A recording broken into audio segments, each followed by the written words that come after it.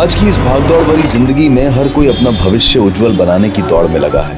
एक लंबी प्लानिंग बना रखी है जिंदगी की, लेकिन दूर की सोच में कभी कभी नजदीकी मामले बिगड़ जाते हैं। कुछ बड़ा हासिल करने की कोशिश में जो हाथ में है वो भी खो जाता है। आज की ये कहानी एक ऐसे दिल दहला देने वाले सच की तरफ इशारा करती है जिसकी अनदेखी करके एक परिवार ने बहुत बड़ी कीमत चुकाई।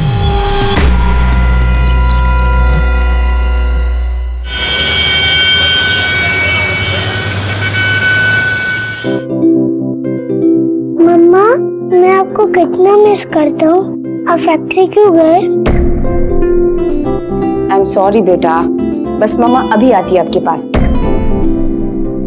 बस थोड़ी देर में। पर हाँ अथर्व, तुम बाहर कहीं नहीं जाओगे अकेले, ठीक है? मम्मा आ रही है। फोन लगी मुझे, पापा से बात करो। अथर्व, एक काम करो बेटा, तुम पार्क चले आओ, डायरेक्ट खेलने। पापा, लेकिन मैं अकेले जाऊंगा। मम्मी आ जाएगी तुम्हें पार्क में लेने के लिए। ओके। ओके बच्चे।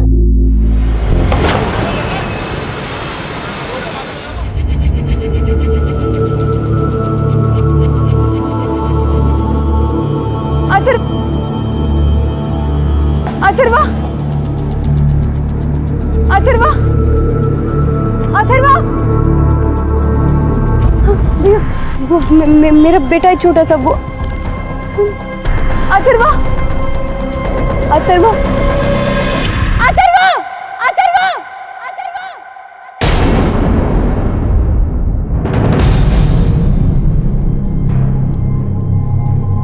7 साल का है हमारा बेटा अथर्व, पता नहीं कहाँ चला गया, किस हाल में होगा वो।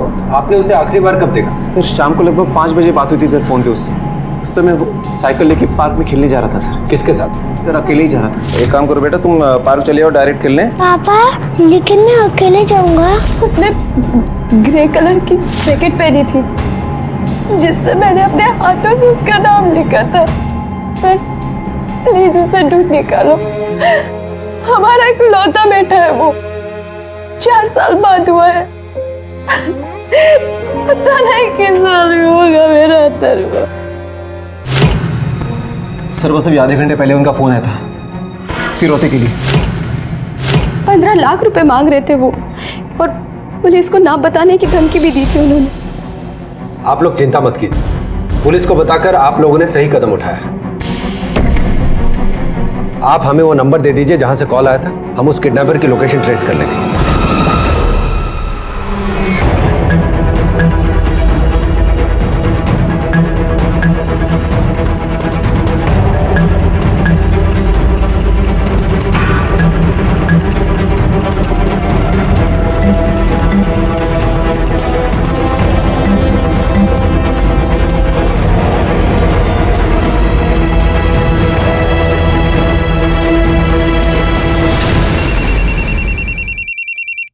हेलो।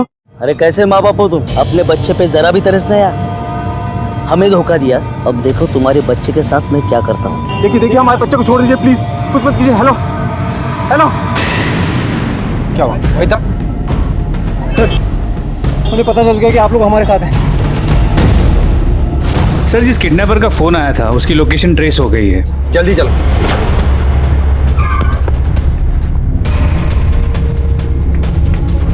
ये ताला तोड़। क्या सर? मिस्टर वहां देखो। सर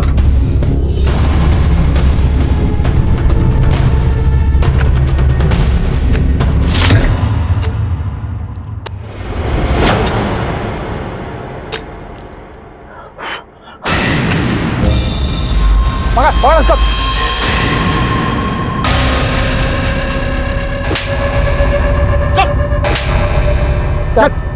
चेहरा तो बुरी तरह कुचल दिया ताकि शिनाख्त ना हो।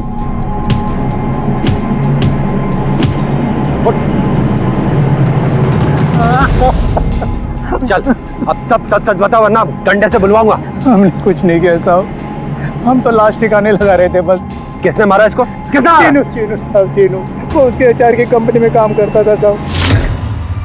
2 महीने पहले चीनू को उन्होंने नौकरी से निकाल दिया, तो उसने गुस्से में इस बच्चे का किडनैप कर लिया साहब। हमें भी पैसे का लालच देकर हमें साथ में मिला लिया साहब। उसी ने मारा है, उसी ने इसका चेहरा भी खराब किया है। पैसों के लिए किसी के साथ भी किडनैपिंग का प्लान कर लेगा तू? हाँ? नहीं मेरा अरे नहीं नहीं मर्डर और किडनैपिंग का चार्ज लगेगा तुझ पे। लेके जाओ इसको, लेके जाओ। मिस्टर सर लाश को पोस्टमार्टम के लिए भेजा और पता लगाओ कि ये चीनू कौन है। सर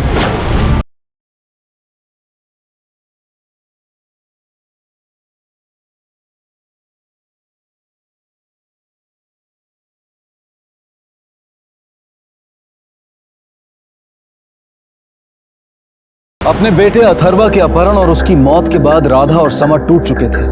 6 महीने बीत चुके थे। पुलिस के कड़े संघर्ष के बावजूद अब भी एक अपहरणकर्ता उनके हाथ से दूर था।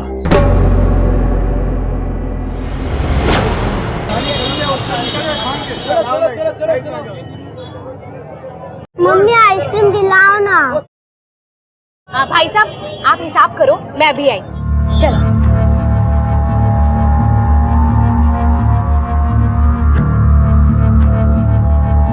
कितना हुआ भैया? आप आलू गोभी बेच रहे हैं कि सोना बेच रहे हैं?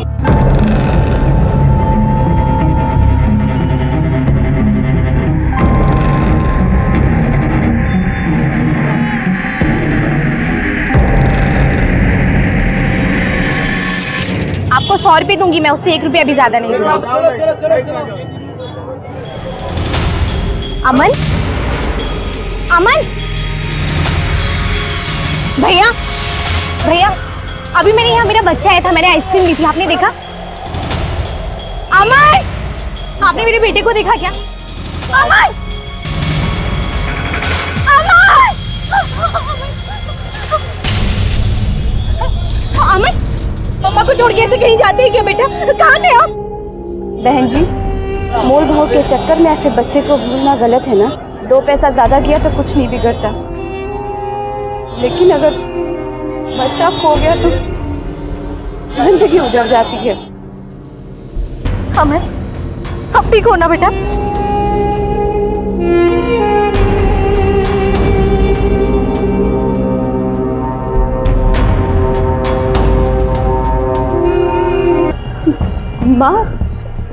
माँ जी, हम इसकी माँ है।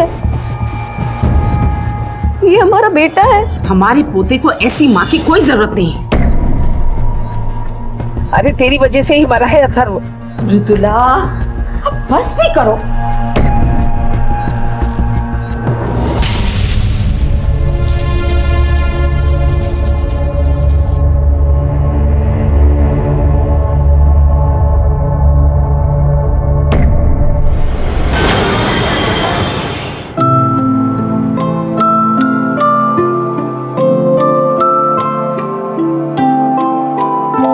अथर्व, इतना ऊंचा नहीं बेटा, गिर जाओगे।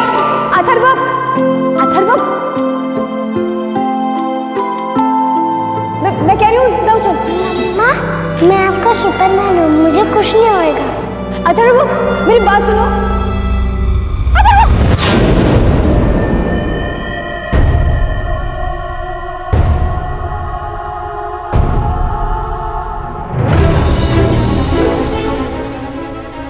अथर्व, अथर्व, अथर्व, अथर्व रुको। अथर्व,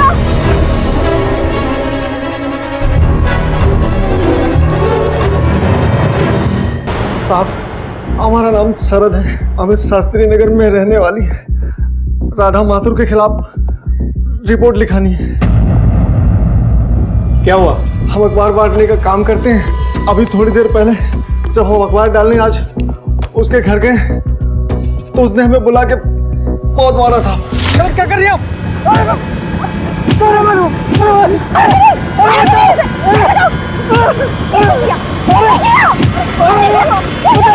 साहब एकदम पागल हो रहे थे। ये तो अच्छा हुआ कि उसके घर वाले हमें आके बचा ली, नहीं तो वो आज हमको मार ही डालती।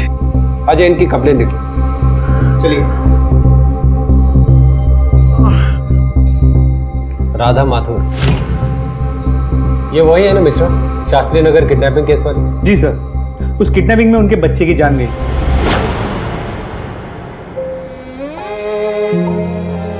क्या वाकई राधा ने अथर्वा को देखा था? क्या अथर्वा जिंदा था? अथर्वा की यादें अब भी राधा के दिलो दिमाग पर छाई हुई थी। वो एक ऐसे दर्द से जूझ रही थी जिसकी चुभन शायद ही किसी की समझ में आए।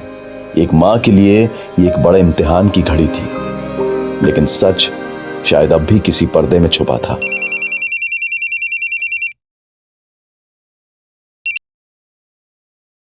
हेलो, वो ग्रे जैकेट तुम्हारे बच्चे का फेवरेट जैकेट है ना?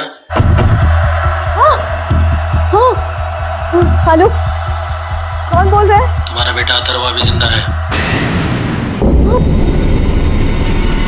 आप कौन बोल रहे हो? Hello, hello, hello. The number you have called is currently switched off. The number you have called is currently switched off.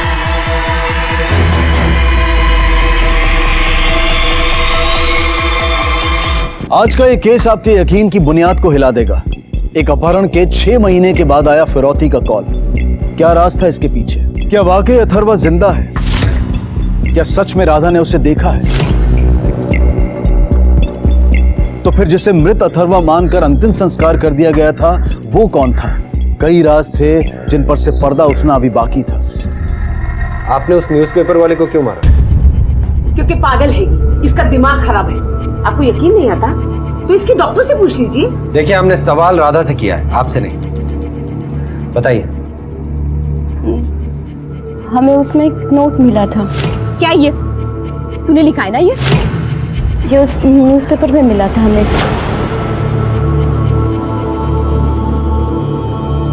और इतना ही नहीं तो अथर्वा में पार्क में भी दिखा था, बस उसका चेहरा नहीं देख पाए हम। वो अथर्वा ही था। उसने अपनी फेवरेट जैकेट भी पहनी थी जिसपे हमने खुद ने अपने हाथों से उसका नाम लिखा था। किसी आदमी के साथ आया था और फिर वहां से चला गया। पर अथर्वा तो नहीं, अथर्वा जिंदा है। हमें कॉल भी आया था। उस आदमी ने भी हमें ये बताया कि अथर्वा जिंदा है। तुम्हारा बेटा अथर्वा भी जिंदा है। लेकिन ये कैसे मुमकिन? हमें तो अथर्व की लाश मिली थी।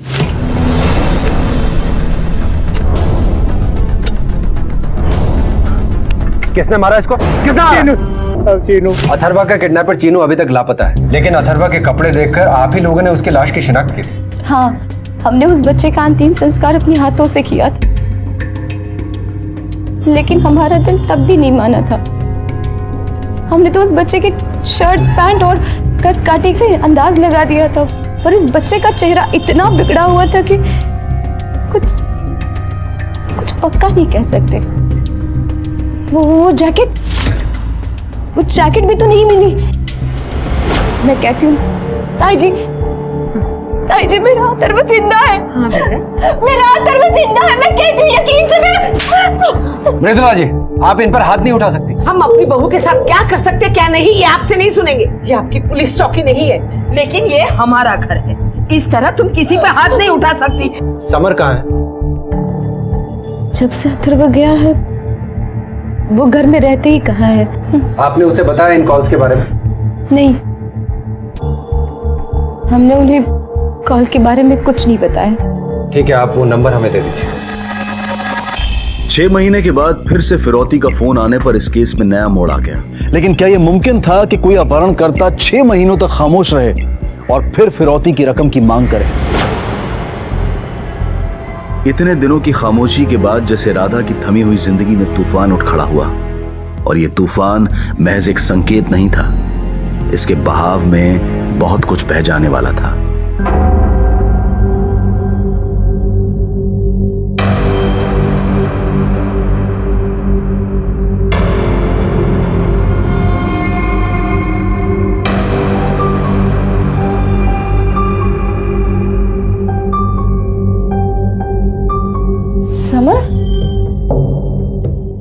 समर, आप कहाँ थे?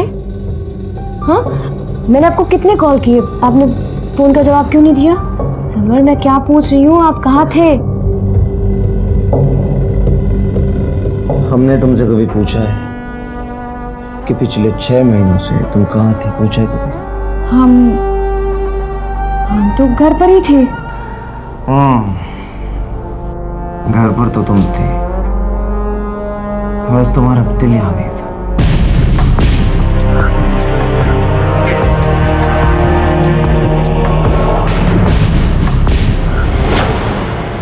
तुम्हारे नाम पर रजिस्टर्ड है ये नंबर। तुम्हारे ही नंबर से फिरौती का कॉल आया था। इन लोगों को कैसे जानते हो तुम? सर मेरे आईडी पे ये नंबर, सर ना ये नंबर मेरा है और ना ही मैं जानता हूँ। मेरा यकीन कीजिए सर, इस किडनैपिंग और मर्डर से मेरा कोई लेना देना नहीं है। हाँ सर, ये सारे आईडीज हमारे ही हैं, पर हमने ऐसे किसी भी पेपर पे ये नंबर नहीं लिया। 13 जुलाई को सुबह से शाम कहाँ थी? सर उस दिन मैं शहर में ही नहीं था, दिल्ली गया था अपने दोस्त की एक शादी में। सर मैं एक स्कूल टीचर हूँ, स्कूल में एक्स्ट्रा क्लासेस थे, मैं वही थी। सर दोनों की बातें मेरे को सस्पिशियस नहीं लगा, लगता है कि सच बोल रहे हैं।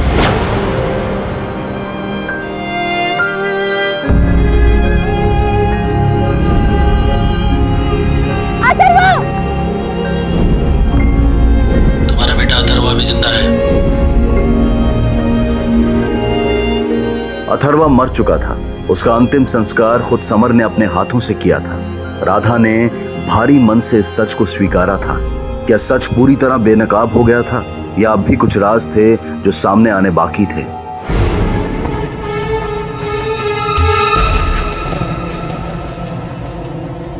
मुझे तुम्हारी बात का यकीन है, लेकिन उस कॉलर के बारे में तुम्हें पुलिस को नहीं बताना चाहिए था। अगर उस किडनैपर को पता चल गया तो राधा, तुमने फिर से वही गलती कर दी।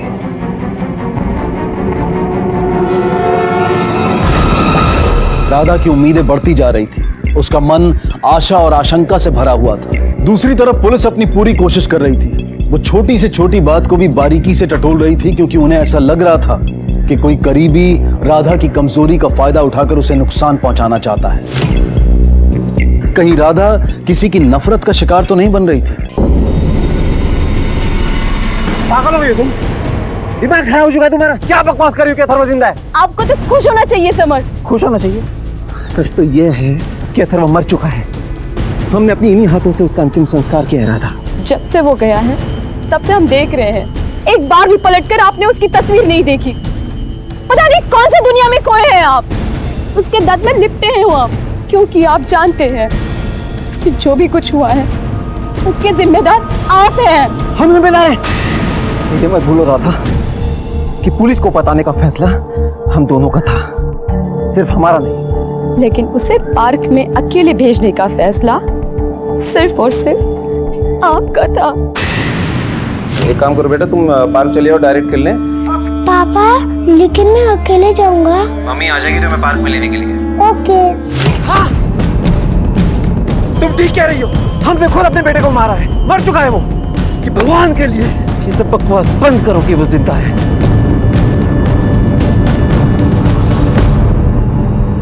सर रवीना और प्रकाश के बारे में पता किया, दोनों सच कह रहे हैं। किसी ने उनके आईडीज और डॉक्यूमेंट्स इस्तेमाल करके वो नंबर्स लिए थे 10 जुलाई को, और उस नंबर से सिर्फ राधा को फोन किया गया। पर कोई ऐसा करेगा क्यों? प्रकाश और रवीना के हिसाब से उन्होंने पिछले 1-1.5 साल में अपने आईडीज किसी को नहीं दिए, तो फिर किडनैपर के पास उनके आईडीज कहां से आए और वो चाहता क्या है?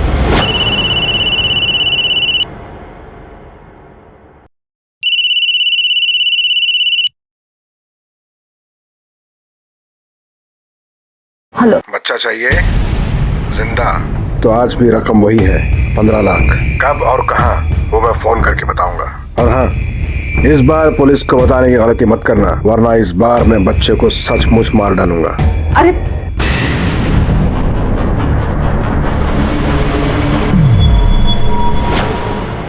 ताई जी, आपने हमें क्यों नहीं बताया? क्योंकि हम जानते थे कि इस बात का तुम पर क्या असर होगा। इस पर असर होगा?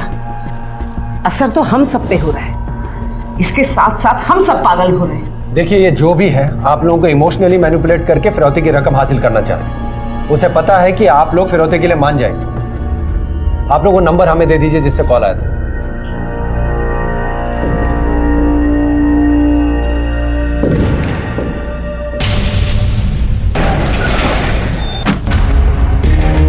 ये जो भी है राधा के आसपास का है, जो उसे अच्छे तरीके से जानता है। मिश्रा, राधा की सास मृदुला से उसके रिश्ते कभी अच्छे नहीं रहे, और पिछले 6 महीने में वो रिश्ते और बिगड़ गए।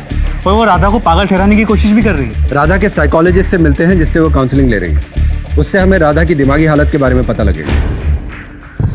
एक माँ के लिए अपने बच्चे से बढ़कर कुछ नहीं होता, और राधा ने तो अपने बच्चे को खोया है। वो इस हादसे से निकलने के लिए बाहर कोशिश कर रही है, लेकिन उसके लिए इतना आसान भी नहीं है। क्या आप बता सकते हैं कि राधा का अपनी सास से कैसा रिलेशन है? माफ कीजिएगा, ये पर्सनल इंफॉर्मेशन है, लेकिन इतना तो बता सकता हूँ कि इश्यू जरूर है।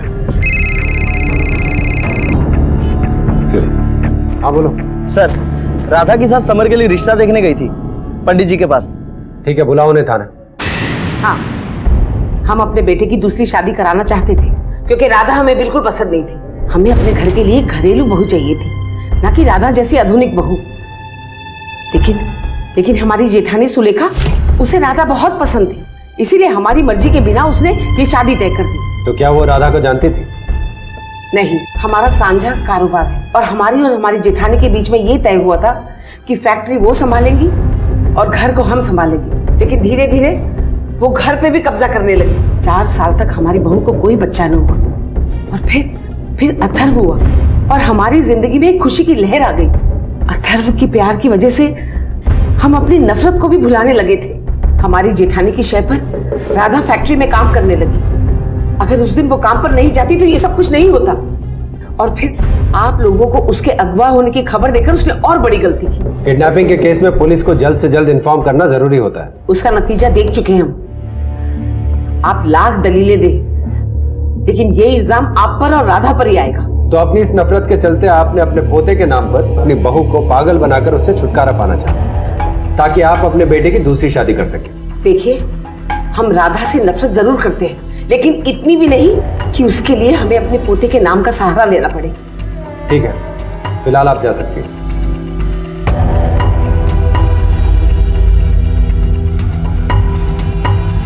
मृदुला पे नजर रखो, पता करो कि हाल फिलहाल में ये किसी अनजान या सस्पिशियस आदमी के टच में तो नहीं आई।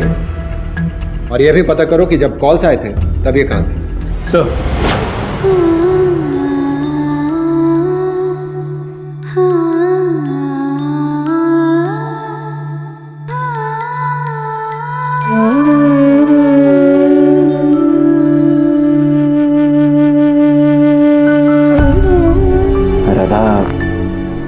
हम जानते हैं कि अथर्व के जाने के बाद से हम तुमसे अच्छे से बात नहीं कर पाए, और तुम भी इन फोन कॉल्स के कारण काफी परेशान रहती हो।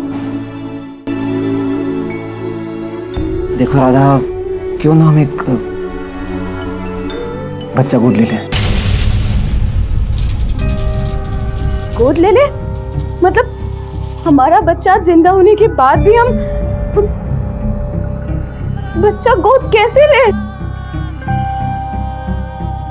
अथर्व मर चुका है राधा, और तुम इस सच्चाई को जितनी जल्दी मान लो उतना ही अच्छा है। राधा, तुम क्यों नहीं समझ रही हो? कोई तुम्हारी भावनाओं के साथ गंदा मजाक कर रहा है। 6 महीने के अंधेरे के बाद मुझे एक रोशनी की किरण मिली है। अब उस किरण को मैं अंधेरे में खोने नहीं दूंगी। मैं अपना बच्चा वापस लेके रहूंगी, चाहे मुझे उसकी कुछ भी कीमत चुकानी पड़े। यादों को पकड़ के रखोगी राधा, तो जिंदगी में कभी आगे नहीं बढ़ पाओगी तुम। आज मैं अथर्व की सारी यादें खत्म कर देती हूँ।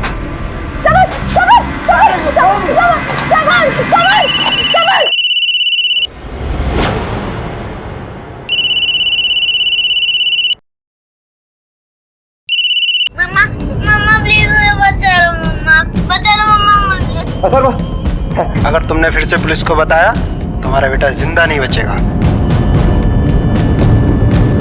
हेलो सर,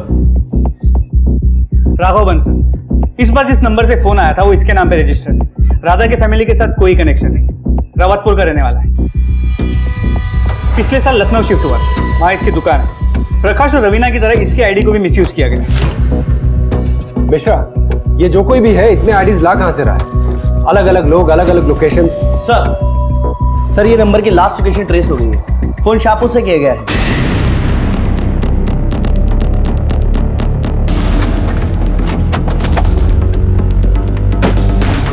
ठीक से देखो, उस तरफ चेक करो।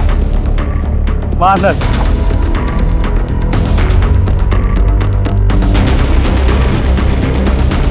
सर, गोडाउन की तरह यहाँ भी कोई नहीं है और ना ही कोई क्लू है।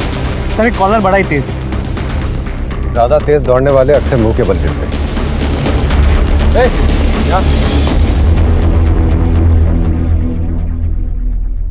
साहब, यहाँ पर किसी को आते जाते देखा है?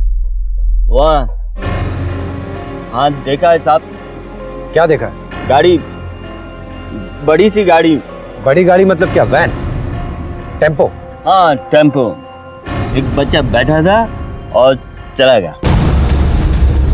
बच्चा? कैसा बच्चा? चेहरा देखा उसका?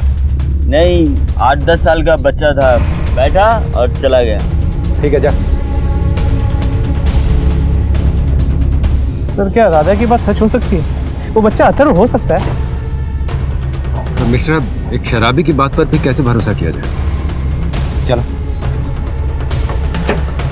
ये भी तो पॉसिबल है कि अथर्व की मौत का कोई सोची समझी साजिश के तहत फायदा उठाना चाहता हूँ। हो सकता है। अब ये बात तो वही बता सकता है जिसने अथर्वा को आखिरी बार देखा था। कौन सा बच्चा साहब? हम समझे नहीं। जब डंडा अंदर जाएगा ना तो सब समझ में आ जाएगा। जिस बच्चे को तुझे गाड़ते हुए रंगे हाथों पकड़ा था उसकी बात कर रहे हैं हम, अथर्वा की। वो लाश अथर्वा की नहीं थी साहब, वो किसी लावारिस बच्चे की थी। तो फिर अथर्वा का क्या हुआ? चीनू ले गया उसे।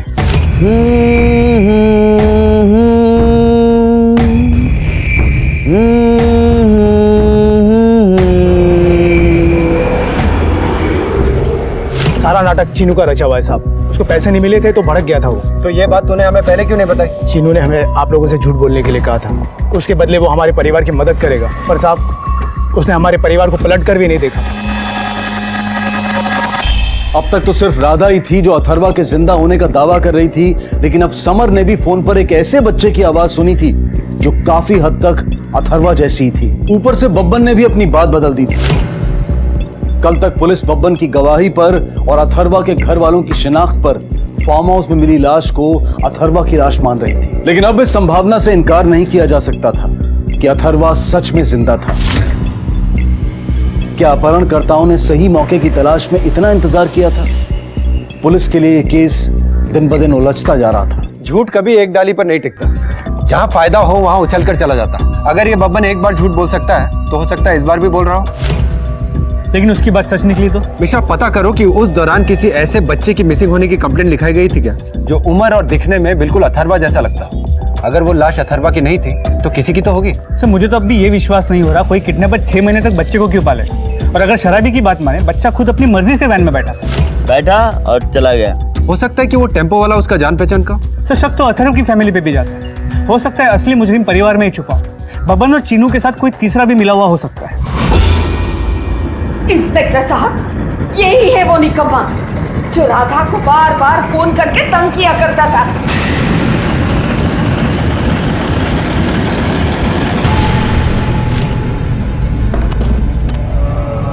अरे शांति, कैसे चल रही हो?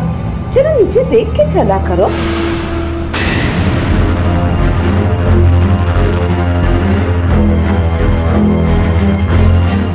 Miss you. ये कचरा तुम्हें कहाँ से मिला? निखिल भैया के रूम से मिला कचरा। जब काम वाली ने हमें बताया कि वो कचरा उसे इसके रूम में से मिला था, तब हम फौरन इसके रूम में गए और देखा तो पेपर के बहुत सारे टुकड़े पहले से ही वहां पड़े हुए थे।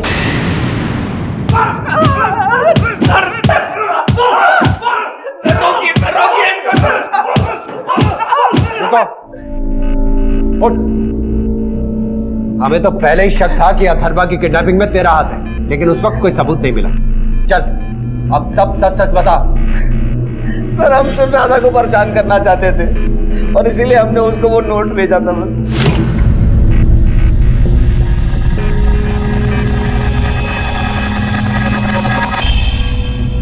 क्यों किया तुमने ऐसा? क्योंकि हम राधा के जरिए अपनी माँ को चोट पहुंचाना चाहते थे।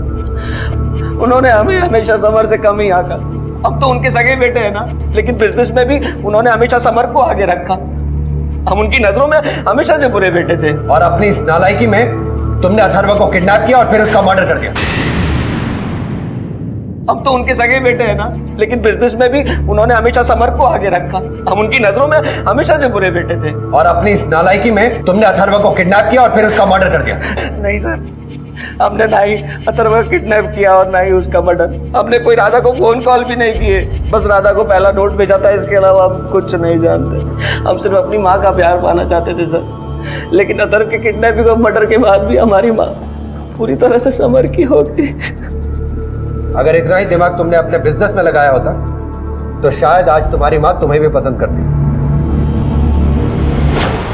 सर, निखिल के कॉलर रिकॉर्ड्स और लोकेशंस को वेरीफाई किया, कुछ गड़बड़ी नजर नहीं है, लगता है कि सच कह रहा है। निखिल का पहले भी उस किडनैपर चीनू से कोई कनेक्शन नहीं निकला था, तो फिर और कौन हो सकता है?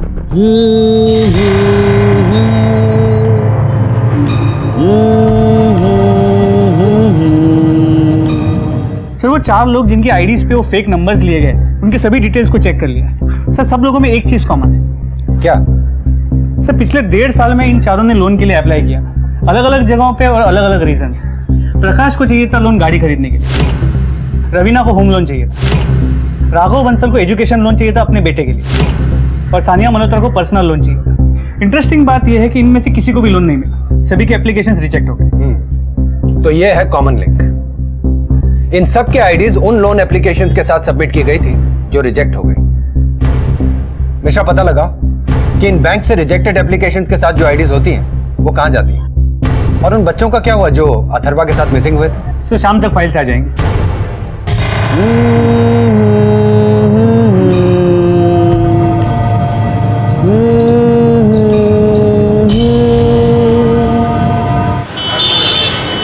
सर, अथर्व के डिस्क्रिप्शन से मैच करता हुआ सिर्फ एक ही बच्चा है जो उस दौरान गायब हुआ, तो वो केस भी अब तक क्लोज नहीं हुआ है।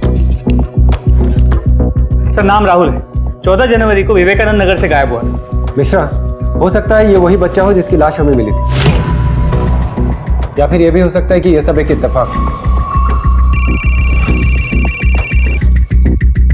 हाँ, बोलो। क्या? सर, राधा और समर दोनों गायब हैं। साहब, कल शाम से दोनों गायब हैं। हमें तो बहुत चिंता हो रही है। वो घर से किस वक्त निकले थे? पता नहीं, पर हाँ साहब, कल हमने उन दोनों को उन्हीं के कमरे में देखा था शाम को, करीबन 7-8 बजे। साहब, हमारे सारे गहने भी चोरी हो गए। कल ही हमने बैंक से निकलवाए थे। आपने अपने सारे गहने घर पे लाके क्यों रखे थे? फिरौती के लिए। सब इनकी वजह से हुआ है। इन्होंने पैसे देने से मना कर दिया, इसीलिए हमें बैंक से गहने निकालने पड़े ताकि पैसों का इंतजाम हो सके, लेकिन वो भी चोरी हो गए। हमें तो लगता है ये सारे पैसे राधा और समर ने ही चोरी किए हैं। अगर राधा और समर ने फिरौती के लिए ये पैसे लिए हैं, तो मृदुला जी को क्यों नहीं बताया? वो तो तैयार थी। ये राधा और समर अचानक से कहां चले गए, और वो भी ज्वेलरी लेकर? कहीं ऐसा तो नहीं कि वो किडनैपर को फिरौती की रकम देने गए हो चोरी छिपे? सर, उन दोनों के कॉल रिकॉर्ड्स मंगवाए। इसके अलावा वो 4 लोग जिनके आईडीज पे वो फेक नंबर्स लिए गए, उनके बारे में भी पता लगा। उन्होंने जिन कंपनी में लोन के लिए अप्लाई किया था वहां पे भी बात की, तो पता चला जिन लोगों के लोन रिजेक्ट होते हैं उन सभी के पेपर्स एक ही टेलीमार्केटिंग कंपनी को फॉरवर्ड होते हैं, बिग रीच। पता लगाओ कि इस कंपनी में किस किस को इन डॉक्यूमेंट्स का एक्सेस मिलता है सर, और हमें इस चीनू को भी जल्द से जल्द पकड़ना होगा। हर पीसीआर, ट्रैफिक पुलिस और अपने खबरी नेटवर्क को फिर से अलर्ट करो।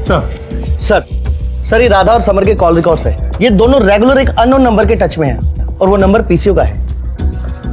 पता करो किस पीसीओ का है। सर, मिश्रा, हमें समर के ऑफिस जाके उसके फाइनेंशियल स्टेटस के बारे में भी पता लगाना होगा। उसने अपने घर में चोरी अपने बच्चे के लिए की है या फिर कोई और बात है?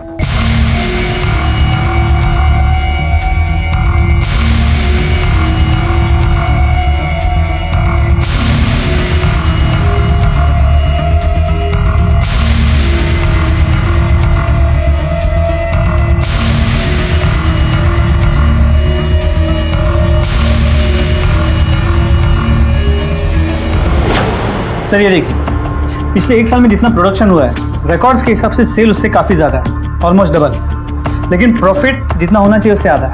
क्या चल रहा है ये सब? सर, मुझे कुछ नहीं पता। मेरा काम यहाँ पे सिर्फ फ्लोर मैनेज करना है, अकाउंट्स मैं नहीं देखता हूँ। चलो। अथर्व के किडनैपिंग के पहले से ही समर किसी फ्रॉड में इन्वॉल्व लगता है। हो सकता है कि सब कुछ समर ने ही प्लान किया और राधा भी उसका साथ दे रही है। समर की फाइनेंशियल कंडीशन ठीक नहीं है, इतना तो साफ है। हो सकता है इतने दिनों से राधा और समर उस पीसीओ वाले नंबर पर उसके किडनैपर चीनू से ही बात कर रहे हो। लेकिन सर, कोई माँ बाप अपने बेटे की किडनैपिंग और मर्डर प्लान कर सकते हैं? सर, एक मिनट। पीएसए मिश्रा, ठीक है, हम अभी आते हैं। सर, जुगईपुर में गैबेंडन बिल्डिंग के पास पीसीआर ने चीनू को स्पॉट किया। इस बार बच के जाना नहीं चाहिए। देखो हर तरफ ठीक से। सर चलो।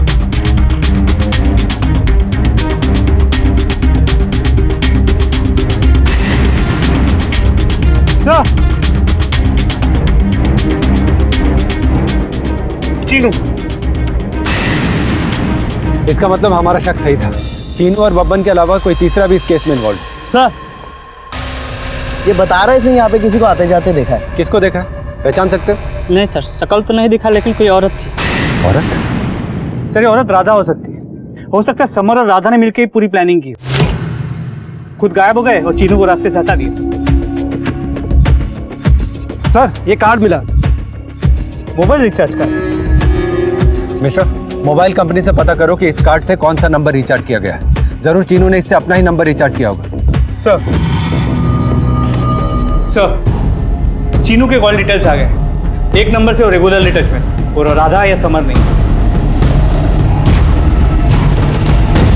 अथर्वा की किडनैपिंग में आप ही का हाथ था ना? हाँ, बस अब ये हम सारी बातें अपने अंदर नहीं रख सकते। क्यों किया आपने ऐसा? शायद अपनी झूठी अहंकार की वजह से। हमारे और मृदुला के पति के मरने के बाद हमने अपना बिजनेस अपने बलबूते पर खड़ा किया था और हमारा बिजनेस ठप होता जा रहा था। हमें पैसों की सख्त जरूरत थी और मैं ये भी जानती हूँ कि मृदुला के पास 10-12 लाख के गहने थे। वो गहने आप मृदुला से मांग भी तो सकते। कैसे मांगती? मैं छोटी नहीं पड़ जाती उसके सामने? मृदुला अपने गहने में रखती थे और हम उन्हें चोरी नहीं कर सकते थे, इसीलिए हमने बच्चे का किडनैपिंग का प्लान बनाया।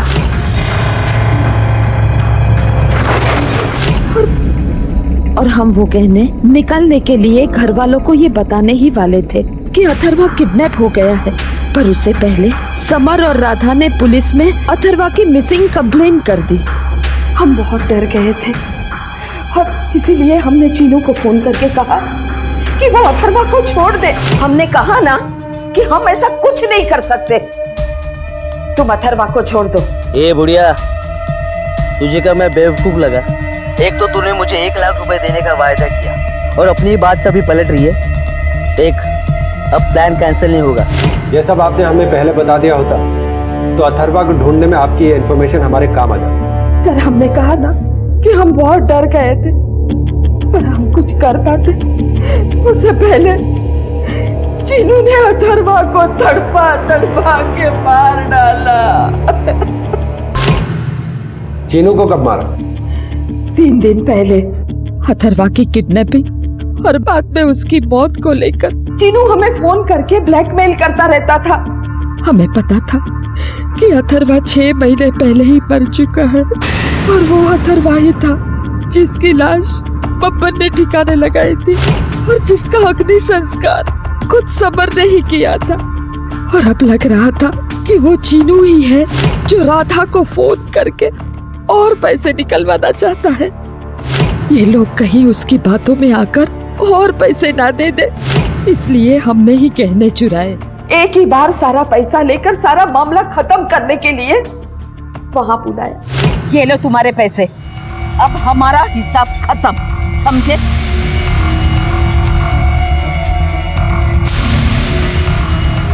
हमें अथर्वा की मौत का नजारा सामने आ रहा था। बदला लेने के लिए हमने चीनू को मार दिया। चीनू के मरने के बाद भी राधा को फोन आ रहे थे। इसका मतलब कोई और भी है खेल में। पीएसआई मिश्रा, क्या? ठीक है। अथर्वा के जिंदा होने की खबर से कहीं ना कहीं सबको खुशी मिली थी और सब उस तक पहुंचने का प्रयास भी कर रहे थे, लेकिन सच्चाई ये थी कि अथर्वा मर चुका था और बब्बन ने भी अपनी सजा कम करवाने के लिए पुलिस से झूठ कहा था। ये केस तो साफ हो चुका था लेकिन खत्म नहीं हुआ था। अब भी कई सवालों के जवाब बाकी थे। पुलिस अब भी उस इंसान की तलाश में थी जो राधा के दुर्भाग्य का फायदा उठाने की कोशिश कर रहा था। तुम्हारा बेटा अथर्वा भी जिंदा है।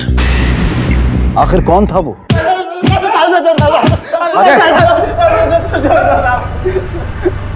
बताता हूँ साहब, बताता हूँ। बोल।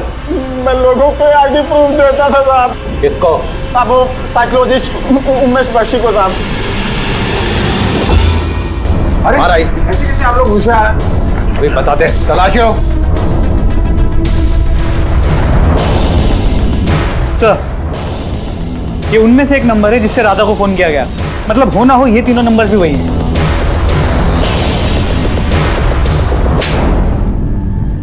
ना खुद को बचाने की कोशिश करना ना झूठ बोलना, वरना तुझे इतने शौक दूंगा कि तेरा मानसिक संतुलन बिगड़ जाएगा। बोल। हाँ, मैं समझ गया था कि राधा अपने बच्चे को दोबारा पाने के लिए कुछ भी कर सकती है, इसलिए मैंने उसे मैनिपुलेट करना शुरू कर दिया। हेलो, तुम्हारा बेटा अथर्व अभी जिंदा है। राधा ने अपने काउंसलिंग के दौरान मुझे जो कुछ भी कहा मैंने उसके खिलाफ इस्तेमाल करना शुरू कर दिया। और जब तूने राधा की कहानी सुनी तो तुझे लगा कि उससे पैसे ऐंठना तेरे लिए आसान हो जाएगा। मैं अपने मकसद में कामयाब भी हो जाता अगर आप लोग बीच में ना आते तो।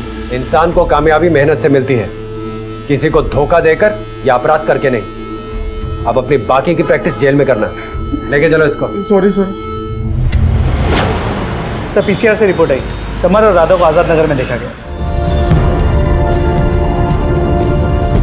क्या हो रहा है सब? हाँ, पकड़ो इन सबको, किसी को मत छोड़ना। चलो पकड़ो, लेके जाओ सबको। ये क्या करने जा रहे थे आप लोग? अपनी किडनीज बेचने जा रहे थे? सर, हमारे पास कोई दूसरा रास्ता ही नहीं बचा था सर। फिरौती वाले पैसे मांग रहे थे और उनको देने के लिए कुछ नहीं बचा था सर हमारे पास। अथर्व को कैसे लाते हम लोग सर? अब आप कुछ भी कर लें, अथर्वा को कभी वापस नहीं ला पाएंगे। वो सचमुच मर चुका है।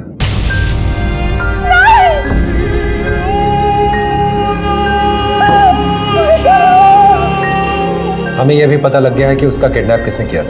किसने सर?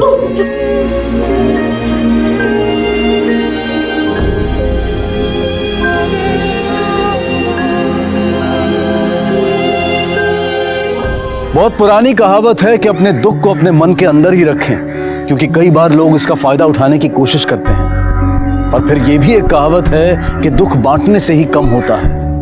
तो फिर किस कहावत को सही माना जाए? कहावत चाहे कोई भी क्यों ना हो, लेकिन समझना यह जरूरी है कि जिंदगी में किसी भी मोड़ पर इतने कमजोर ना पड़े कि किसी अपराध के चंगुल में फंस जाए, क्योंकि अपराध उन्हीं को अपने शिकंजे में लेता है जो अपने आप को संभाल नहीं पाते हैं। आखिर राधा ने इस सच को मान लिया कि अथर्वा जा चुका है हमेशा के लिए। राधा ने और समर ने मिलकर एक बच्चे को गोद लेकर अपनी जिंदगी को फिर से आगे बढ़ाने का सही फैसला लिया है। सुलेखा अपने झूठे अहम को स्वाभिमान का नाम देकर एक ऐसे अपराध में शामिल हो गई कि उसे संभलने का मौका ही नहीं मिला। उसकी एक भूल ने न सिर्फ उसके घर को उजाड़ दिया, बल्कि उसे जेल की काल कोठरी तक पहुंचा दिया। बुरे वक्त में हम सब टूटकर बिखरते हैं, लेकिन जितनी जल्दी हम अपने आप को समेट लें उतना ही हमारे लिए अच्छा होता है। इसी विचार के साथ अब मैं अनूप सोनी आपसे विदा लेता हूं। फिर मुलाकात होगी अगले एपिसोड में एक और चौंका देने वाले केस के साथ। तब तक अपना और अपने परिवार का ख्याल रखें और देखते रहें क्राइम पेट्रोल डायल 100। सबक एक को सीख हम सबको। जय हिंद।